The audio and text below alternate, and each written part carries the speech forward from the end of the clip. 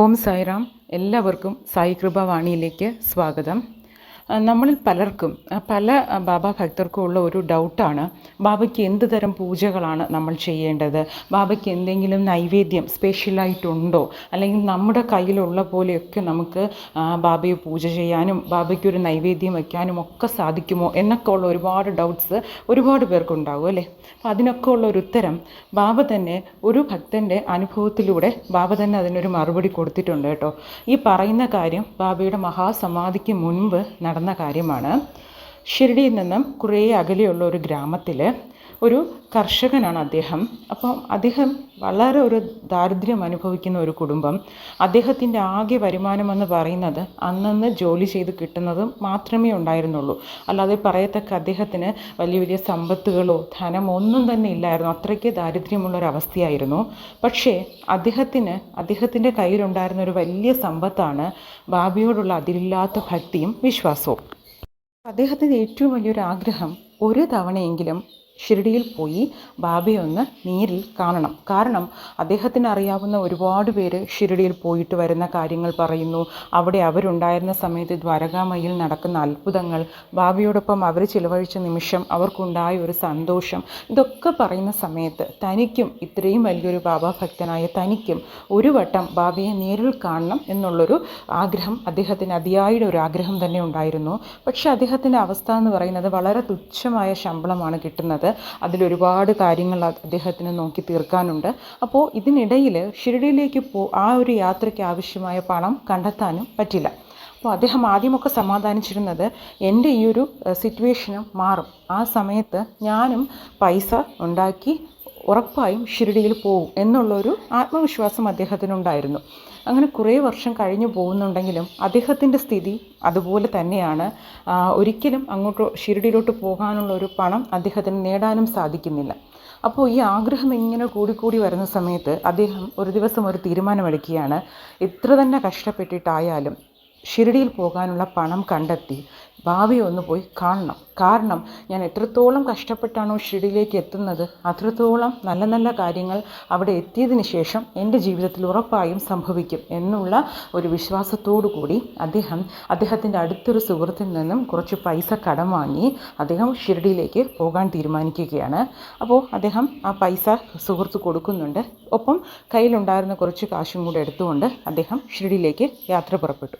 അപ്പോൾ ഷിർഡി എത്താറാകുന്ന സമയത്ത് അദ്ദേഹത്തിൻ്റെ മനസ്സിലൊരു ചിന്ത വരികയാണ്, ഞാൻ പോയി കാണാൻ പോകുന്നത് ബാബ എന്നൊരു സദ്ഗുരു, ഒരു മഹാനെയാണ് ഞാൻ പോയി കാണാൻ പോകുന്നത്.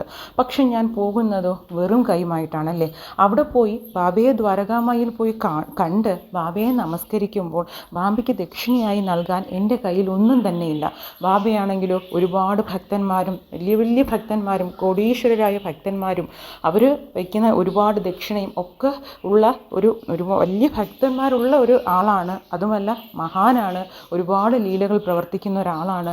അദ്ദേഹത്തെ ഞാൻ എങ്ങനെയാണ് വെറും കൈയുമായി പോയി നമസ്കരിക്കുന്നത് എന്നുള്ള ഒരു ചിന്ത വരികയും പെട്ടെന്ന് അദ്ദേഹം കൊണ്ടുപോയ ബാഗിലൊന്ന് നോക്കുന്ന സമയത്ത് അദ്ദേഹത്തിന് കഴിക്കാനായി മാറ്റിവെച്ചെന്ന ഒരേ ഒരു റൊട്ടി മാത്രമേ അദ്ദേഹത്തിൻ്റെ കൈവശമുള്ളൂ.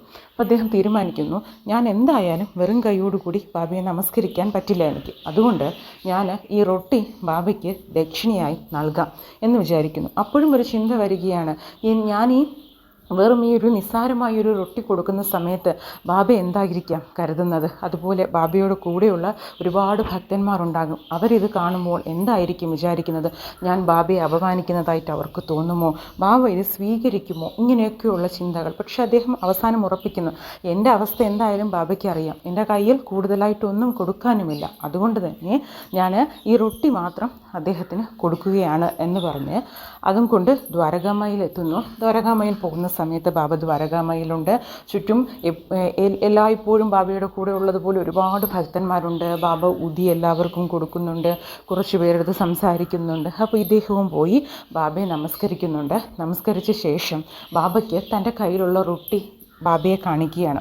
അപ്പോൾ ബാബ വളരെ സന്തോഷത്തോടു കൂടി അതിങ്ങനെ കയ്യിലോട്ട് വാങ്ങിയിട്ട് പറയുകയാണ്, ഇതെനിക്ക് ഏറ്റവും പ്രിയപ്പെട്ടതാണ് ഈ റൊട്ടി എന്ന് പറയുന്നത്. അപ്പോൾ കൂടെ നിന്ന ഭക്തന്മാരൊക്കെ നോക്കുകയാണ്, അത് വെറും സാധാരണ ഒരു റൊട്ടിയാണ്, ഇതിലെന്ത് പ്രത്യേകതയാണ് ബാബയ്ക്ക് കാണാൻ കഴിഞ്ഞത്? അതിൽ ഞങ്ങൾ നോക്കുമ്പോൾ വെറും ഒരു റൊട്ടി മാത്രമാണ്.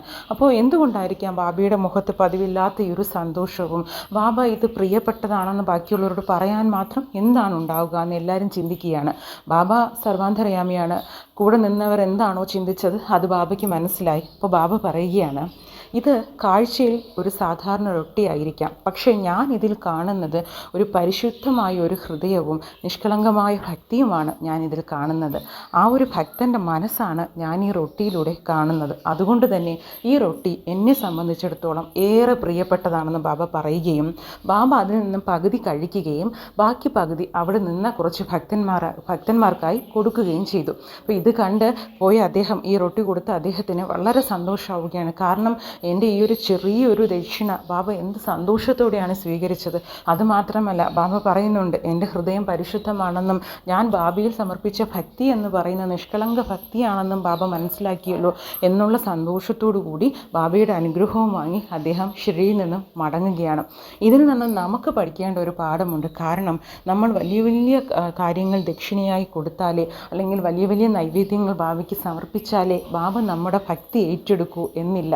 നമ്മൾ എപ്പോഴും ചിന്തിക്കേണ്ടത്, ബാബ നമ്മളോട് ആവശ്യപ്പെടുന്നത് ആത്മാർത്ഥമായ ഭക്തി മാത്രമാണ്. അതാണ് നമുക്ക് കൊടുക്കാൻ പറ്റുന്ന ഏറ്റവും വലിയ ദക്ഷിണയും.